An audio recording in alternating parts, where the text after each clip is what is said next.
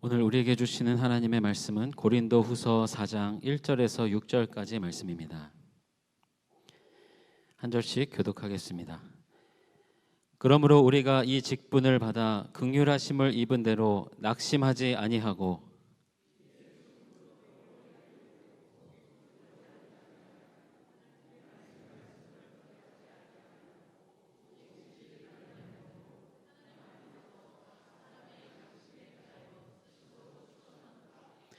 만일 우리의 복음이 가리었으면 망하는 자들에게 가리어진 것이라.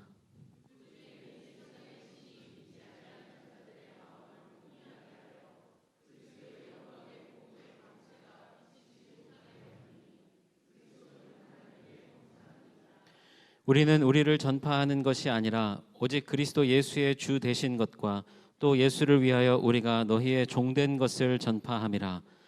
어두운 데에 빛이 빛이라 말씀하셨던 그 하나님께서 예수 그리스도의 얼굴에 있는 하나님의 영광을 아는 빛을 우리 마음에 비추셨느니라. 아멘. 요한복음 3장 32절 말씀에 보면 이런 말씀이 나옵니다. 그가 친히 보고 들은 것을 증언하되 그의 증언을 받는 자가 없도다 하는 그런 말씀이 나와요. 왜 이런 말씀이 나오냐면 예수님 당시에 예수님의 말씀을 듣기 위해서 많은 무리들이 따라다녔습니다. 그런데 중요한 건 뭐냐면 예수님의 말씀을 들은 그 수많은 무리들이 모두 다 예수님을 믿은 것이 아니에요. 예수님의 말씀을 믿은 것이 아닙니다. 아니, 오히려 예수님의 말씀을 믿는 자보다 믿지 않는 사람들이 더 많았다는 거예요. 이유가 뭐겠습니까? 예수님의 말씀을 직접 듣기는 들었는데 귀로만 들은 거예요. 귀로만 들으니까 말씀에 대해서 진정한 믿음이 생기지가 않고 그 말씀에 순종하면서 응답하는 그런 삶의 모습으로 이어지지 않았다는 겁니다. 안타까운 일이죠. 그렇기 때문에 여러분, 예수님의 말씀은 귀로만 듣는 것이 아닙니다. 예수님의 말씀은 눈으로만 읽는 것이 아닙니다. 만약에 귀로만 듣고 눈으로만 읽는 것으로 끝난다고 한다면 예수님의 증거를 받은 이가 없다. 성경은 이렇게 말하지 않았을 거예요. 성경이 이렇게 말하는 이유는 뭡니까? 여전히 그때에도 귀로만 듣고 눈으로만 읽고 그 말씀이 삶으로 이어지지 않는 이들이 너무나 많았기 때문에 증거가 없다라고 이렇게 말씀하고 있는 겁니다. 여러분, 예수님의 말씀을 들을 때에는 그 말씀을 마음으로 듣고 마음으로 받아들여야만 됩니다. 마음으로 받아들인 다음에 어떻게 반응해야 되느냐가 굉장히 중요한데, 여러분, 우리가 마음으로 받아들이면 이제 그 말씀이 내 삶 가운데에서 내 삶에 결정적인 영향력을 끼치는 거예요. 무언가를 선택하고 무언가를 결정할 때에 그 말씀이 내 마음 가운데에서 불쑥불쑥 생각나고 튀어나오면서 그 말씀이 내 삶에 강력한 영향력을 행사한다는 그런 이야기입니다. 그렇기 때문에 여러분, 하나님의 말씀, 주님의 말씀은 귀로만 듣고 눈으로만 읽어서 되는 것이 아니라 어떻게 해야 되느냐? 마음으로 받아들여야 된다는 거예요. 여러분, 이런 이야기가 있어요. 한 부인이 10년 동안 남편에게 전도했습니다. 여보, 우리 교회 가자, 교회 가자. 근데 아무리 애원하고 아무리 권면해도요, 이 남편이 꿈쩍도 하지 않는 거예요. 그러던 어느 날 남편이요, 밤늦게 술에 취해가지고 이제 집에 왔는데 그냥 온 것이 아니라 술 친구들까지도 데리고 온 거예요. 들어오자마자 아내한테 큰 소리칩니다. 여보, 친구들 왔으니까 술상 좀 봐와. 제정신이 아닌 거죠. 예? 아니, 그런데 보니까 이 아내가 아무 군말 없이 정성껏 술상을 차려가지고 오는 거예요. 그 모습을 친구들이 보고 이 부인한테 묻는 겁니다. 아니, 내 아내 같으면은 어림도 없이 난리가 났을 텐데 아니 어떻게 이렇게 하실 수 있어요? 하고 이렇게 물으니까 그 부인이 대답하는 거예요. 사실 남편이 슬 끊고 예수 믿기를 10년 동안이나 기도하고 전도했는데 이제 포기했어요. 나는 죽으면 천국 가겠지만 이 사람은 지옥 갈 걸 생각하면 불쌍해 죽겠어요. 그래서 살아있을 때나 잘 먹이고 싶어가지고 이러는 거예요 하고 얘기했대요. 이 이야기를 듣고 있던 남편이요, 정신이 번쩍 든 거예요. 아마 제 생각에는 성령께서 그의 마음을 터치해 주신 거죠. 그래가지고요, 그 이후로 이 남편이 부인과 함께 교회에 나가가지고 예수 믿게 되었답니다. 여러분, 많은 성도들이 신앙생활하면서 이렇게 저렇게 갈등하고 고민하고 의심하면서 방황하는 모습을 참 많이 봐요. 어떤 거냐면 이런 거예요. 아, 하나님 진짜 살아 계시는 거 맞나? 예수님이 진짜 내 안에 계시는 거 맞나? 아, 정말로 천국과 지옥이 있는 거 맞아? 아, 정말로 하나님의 이름을 부르고 끝까지 기도하면 하나님께서 응답해 주시기는 응답해 주시는 거야? 여러분, 우리가요, 신앙생활 아무리 오래 했어도 늘 이와 같은 영적인 신앙적인 방황이요 끊이지 않아요. 이유가 뭐겠습니까? 저는요, 그 이유가요, 예수님의 말씀을 귀로만 듣고 눈으로만 읽었지 삶으로 읽어내지 않았기 때문이라고 말씀드리고 싶어요. 마음으로 받아들이고 삶으로 읽어내고 그것이 삶으로 연결이 돼야 되는데 그러지 않으니까. 여러분, 말씀의 능력, 기적의 역사는 우리가 하나님의 말씀을 삶으로 읽어 나가기 시작할 때부터 나타난다 하는 사실을 여러분 꼭 믿으시기를 바랍니다. 그렇다면 말씀의 능력을 내 삶 속에서 경험하려면 어떻게 해야 되는가? 먼저 이렇게 말씀드리고 싶어요. 오늘 말씀을 통해서도 나오는데 우리가 말씀의 능력을 우리의 삶 속에서 경험하려고 하면 낙심하지 말아야 된다는 거예요. 여러분, 오늘 말씀 보십시오. 1절의 말씀에 보니까 긍휼하심을 입은 대로 낙심하지 아니하고 이렇게 나와요. 8절에도 우리가 사방으로 우겨쌈을 당하여도 쌓이지 아니하며 답답한 일을 당하여도 낙심하지 아니하며, 16절에도 나옵니다. 그러므로 우리가 낙심하지 아니하노니 우리의 겉사람은 낡아지나 우리의 속사람은 날로 새로워지도다. 아멘. 계속해서 무슨 말이 반복돼요? 낙심하지 않는다 하는 말이 반복되고 있어요. 이렇게 낙심하지 말라는 말씀이 반복되는 이유가 어디에 있겠습니까? 이 낙심이라는 것이 우리의 삶 속에서 하나님의 말씀의 능력이 나타나는 것을 방해하는 가장 큰 장애물이기 때문에 성경은 계속해서 낙심하지 마라, 낙심하지 마라, 낙심하면 안 된다라고 이렇게 말씀하고 있는 거예요. 여러분, 낙심 언제 하죠? 우리가 낙심할 때가 언제입니까? 쉽게 말하면 내가 원하고 바라는 것이 내 바람대로, 내 기대대로 되지 않았을 때에 우리가 낙심하잖아요. 그렇죠? 그런데 여러분, 낙심이 주는 문제가 있어요. 자, 우리에게 낙심하는 마음이 들어오게 되면, 내가 내 삶 속에서 낙심을 하게 되면 이제 어떻게 이어지냐면 그것이요, 그 낙심이요, 우리로 하여금 멈추게 하고 중단하게 만듭니다. 뭘 멈추게 하고 뭘 중단하게 만드냐면 이제까지 가졌던 하나님에 대한 소망을 멈추게 해요. 우리가 하나님의 이름을 부르고 우리가 예수님의 이름을 부르며 가졌던 내 삶의 기대와 소망이 있지 않습니까? 그렇죠? 여러분, 다 있잖아요. 그런데 낙심이 들어오게 되면 그 순간 그 기대와 소망을 멈추게 만들어요. 중단하게 만든다는 거예요. 여러분, 우리가 교회 생활하면서 가장 많이 경험하는 것이 뭐냐면 열심히 예배 드리고 열심히 주일 성수하고 열심히 봉사하고 헌신합니다. 정말로 하나님 중심적으로 살던 분이 있어요. 그런데 어느 날 사람 때문에, 말 때문에, 관계 때문에 시험에 들고 낙심하게 되면 제일 먼저 나타나는 현상이 뭡니까? 멈추는 거예요. 중단하는 겁니다. 뭘 중단합니까? 그토록 지켜왔던 예배의 자리를, 그렇게 열심을 다해서 헌신하고 봉사하였던 그 사역의 자리를, 하나님께서 맡겨주신 그 사명 완수하는 일을요, 그 순간에 딱 멈추는 거예요. 중단하는 거예요.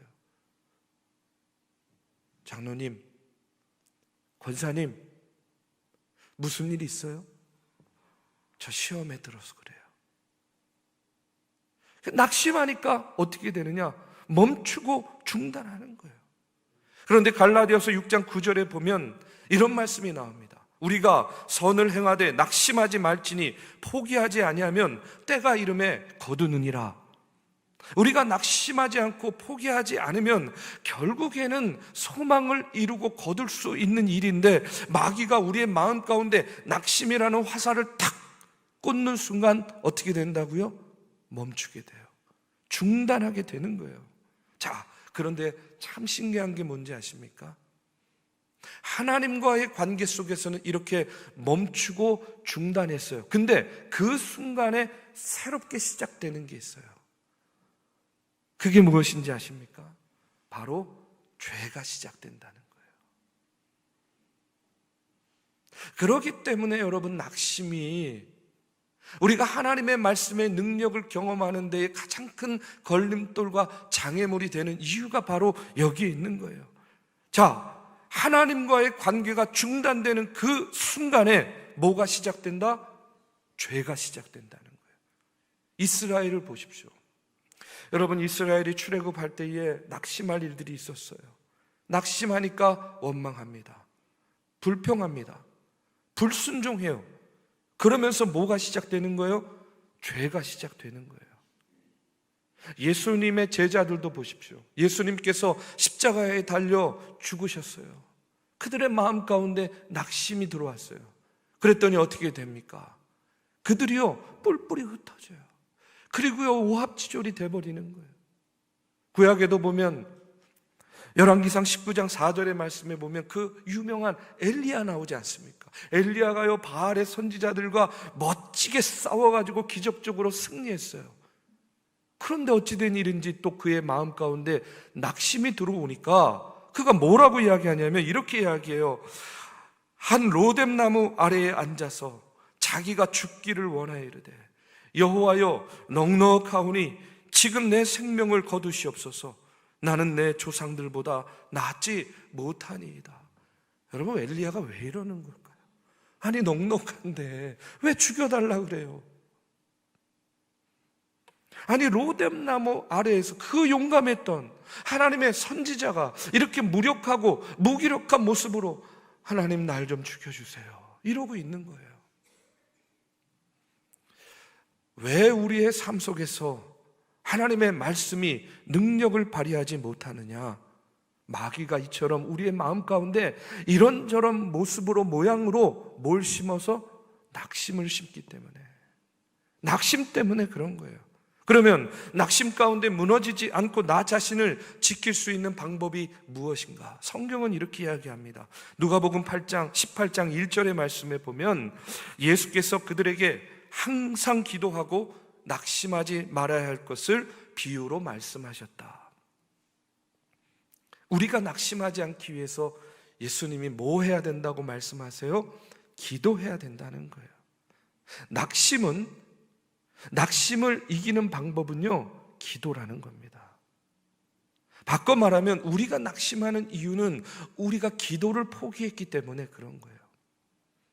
여러분들이 어떤 악한 마귀가 낙심의 화살을 쏠지라도 우리가 기도의 방패를 들고 있으면 어떤 마귀의 낙심의 화살도 능히 막아낼 수 있는 거 아니겠습니까? 우리가 하나님 앞에 기도한다는 것이 어떤 의미가 있어요? 내가 기도를 통해서 하나님께 소망을 둔다는 거예요. 하나님 의지하고 바라본다는 겁니다. 우리가 하나님 바라볼 때 우리의 인생이 그러기 때문에 달라질 수밖에 없는 거예요. 아무리 깨지고 아무리 상하고 무너졌다 할지라도 주님 앞에 나가서 우리가 기도하는 것, 주님을 바라보면 거기에 소망이 있다라는 겁니다. 우리가 하나님 앞에서 낙심을 이기고 깨고 막고 담대히 서 있는 모습을 보면 여러분, 말씀이요 이제 힘을 발휘하는 거예요. 말씀이 나를 이끌어 가는 겁니다. 말씀이, 주님의 말씀이 내 발에 등이 되고 내 길에 빛이 되어 주는 거예요. 말씀의 능력을 우리가 경험하게 되고 내 삶에 변화가 생기게 되는 거예요. 우리 사랑하는 믿음의 성도 여러분, 지금 여러분의 삶 가운데, 여러분의 마음 가운데 낙심할 일이 있다고 한다면 왜 없겠습니까? 그러나 그 낙심할 일 가운데 여러분 기도하십시오. 기도의 방패를 들고 여러분 세상 가운데 서십시오. 그러면 하나님의 말씀의 능력으로 우리를 지켜주시고 낙심과 절망 가운데에서 일어날 새 힘을 허락해 주실 줄로 믿습니다. 두 번째로 말씀의 능력을 경험하지 못하는 이유는 앞서도 이야기했죠. 낙심 때문에 하나님과의 관계가 딱 중단되는 순간 뭐가 시작된다고요? 죄가 시작된다. 말씀의 능력이 나타나지 않는 이유는 뭐냐? 바로 우리의 죄 때문에 그래요. 2절 상반절에 보면 이에 숨은 부끄러움의 일을 버리고 괴율 가운데 행하지 아니하며 하나님의 말씀을 혼잡케 아니하고 오직 진리를 나타내므로 하나님 앞에서 각 사람의 양심에 대하여 스스로 천거하노라 하고 이렇게 나와요. 이 말씀에 보면 숨은 부끄러움의 일을 버렸다, 이런 말이 나와요. 숨은 부끄러움의 일을 버렸다. 여러분, 숨은 부끄러움이 뭐예요? 바로 죄예요. 드러나면 부끄러운 거예요. 그러니까 숨기는 거예요. 그게 뭐가 있습니까? 죄 아니겠어요?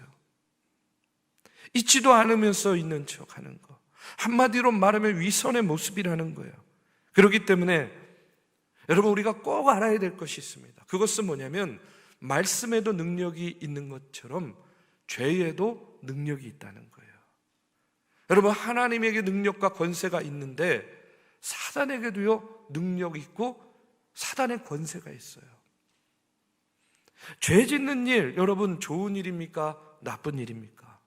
우린 다 잘 알아요. 나쁜 일이죠. 그런데 여러분 그거 아세요? 우리는 분명히 죄 짓는 게 나쁘다는 거, 하면 안 된다는 것을 잘 알고 있는데도 어떨 때는요 죄 지을 때에 기쁨이 있어요. 희열이 있어요. 그래가지고 이런 말 있지 않습니까? 죄를 지으러 가는 길은 아무리 멀어도 가깝게 느껴진다고.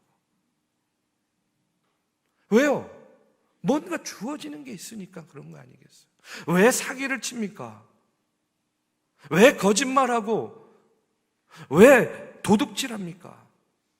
나쁜 짓인지 몰라서 그러나요? 아니죠. 다 알아요. 그런데 안 되는 줄 알지만 뭔가 생기기 때문에. 우리가 다른 사람 험담하고 시기하고 질투하는 일, 잘못됐다라는 거 다 잘 알잖아요. 그런데 왜 자꾸 그렇게 되죠?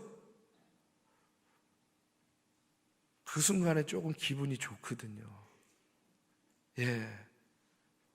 뭔가 속 시원하잖아요. 막힌 게 뻥 뚫리는 것 같고.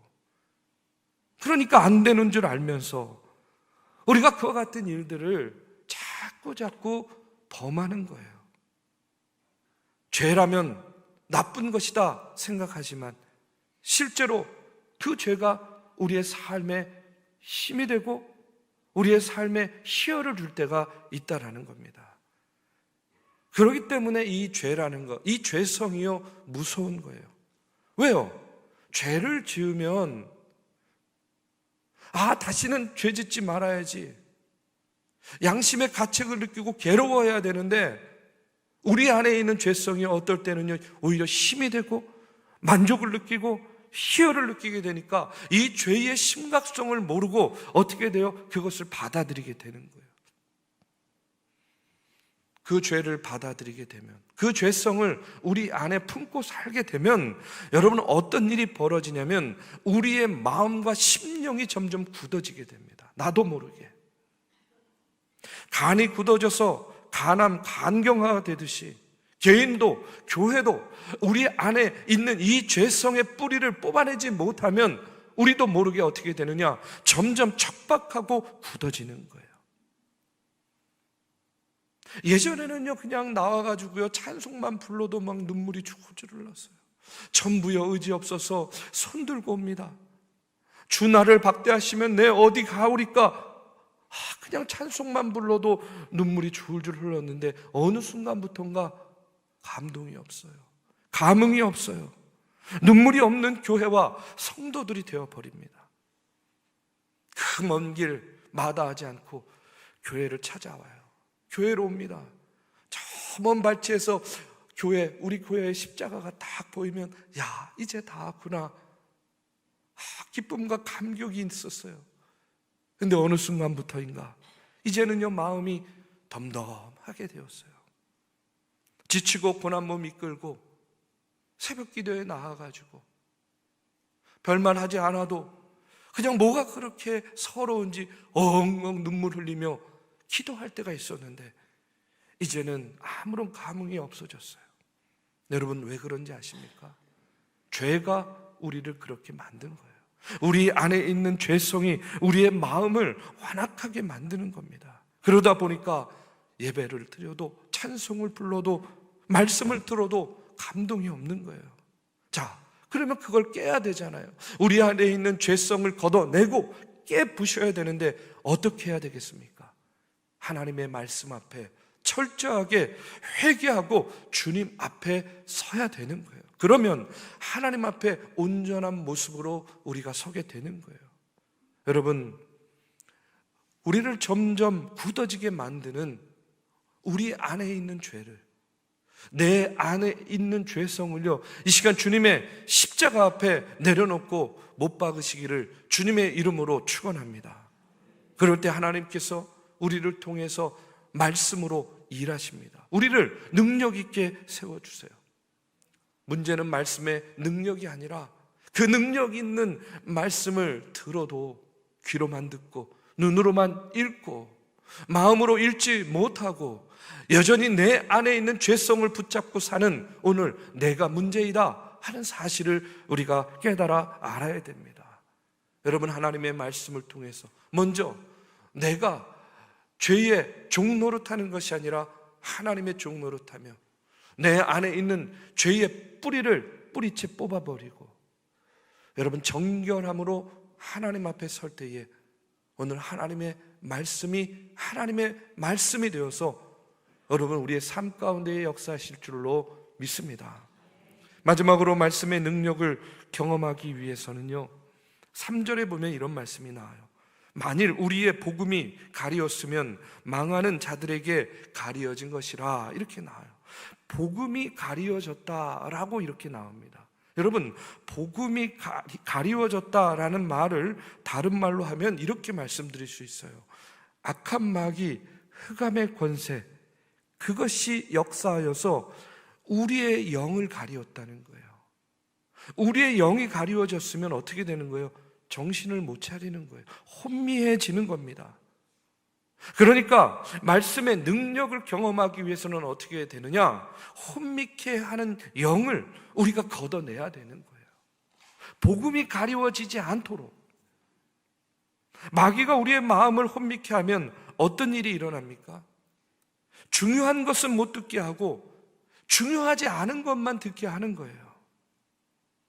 꼭 하나님의 말씀의 핵심, 본질적인 것은 듣지 않고 중요한 거 다 놓쳐버리고 엉뚱한 것만 기억하고, 아니 같은 성경을 읽고 같은 추석을 읽어도요 꼭 해석을 하고 이야기할 때 보면 시험에 들 해석만 해요. 부정적인 해석만 해요. 복음의 핵심과 본질과는 전혀 관계없는 것들 가지고 맞냐 틀리냐 논쟁하는 이 일에만 앞장서게 됩니다. 근데 또 놀라운 것은 뭐냐면 그렇게 싸우고 논쟁할 때에는 정말로요 쌩쌩한데 설교 시간만 되면요 왜 그렇게 조는지 몰라요. 참 이상하지요. 보통 때는요 그렇게 잠도 없는 분들이 예배 시간만 되면요 너무너무 잘 주무시는 거예요. 그것도 은혜인 줄로 믿습니다. 아멘이 안 나와서 다행입니다. 자, 여러분 왜 그럴까요? 그 이유가 바로 오늘 말씀에 있는 거예요. 악한 영의 세력이 우리의 영을 가리우는 거예요. 그러니까 우리가 영적으로 혼미해져 있는 겁니다. 우리가 내 영이 이 악한 영의 세력에 이렇게 사로잡혀 있으면 들어야 될 말씀을 듣지 못하는 거예요. 영적으로 눌려있게 만드는 겁니다. 자꾸 이상한 생각만 품게 되는 거예요. 왜냐? 악한 영이 역사하니까. 여러분, 교회도 마찬가지예요. 어떤 교회는요, 딱 들어가서 예배 드려보면 그냥 그 분위기가요, 은혜롭다, 이런 분위기가 있어요. 이유가 무엇이겠습니까? 하나님의 영이 그 안에 가득 임재하고 드리워졌기 때문에. 그런데 또 반대로 영적으로 죽어 있는 교회를 가보면 왠지 이상하게 눌려있게 돼요. 우리가 말씀의 영에 사로잡혀서 말씀의 능력을 경험하려고 한다면, 그러기 때문에 이 흑암의 권세, 악한 세력, 분열의 영들을 몰아내야 돼요. 걷어내야 된다는 겁니다. 그래야만 하나님의 말씀의 능력을 오늘 우리의 삶 속에서 우리가 경험하게 되는 거예요. 우리 사랑하는 믿음의 성도 여러분, 오늘 말씀을 꼭 기억하시기 바랍니다. 우리가 하나님의 말씀을 하나님의 말씀으로 정말로 믿고 그 하나님의 말씀이 내 삶의 능력으로 나타나는 것을 경험하려면 우리 안에 낙심이 들어올 때에 그것을요, 기도로 이겨내야 돼요. 여러분, 우리 안에 혼미케 하는 영으로 우리를 유혹하고 미혹하는 사단의 권세를 걷어내야 됩니다.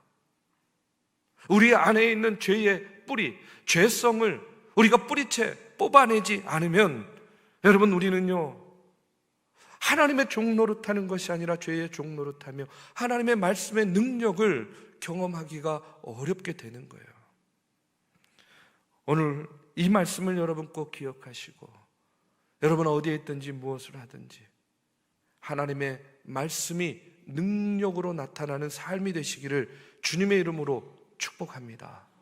여러분의 선택과 여러분의 결정, 그 모든 것들이 여러분 하나님을 기쁘시게 하고 하나님을 영화롭게 하며 공동체의 유익을 구하고 우리의 가정과 일터에서 여러분 하나님의 말씀의 능력이 불일 듯 일어나는 우리 교회와 성도님들 되시기를 주님의 이름으로 축복합니다.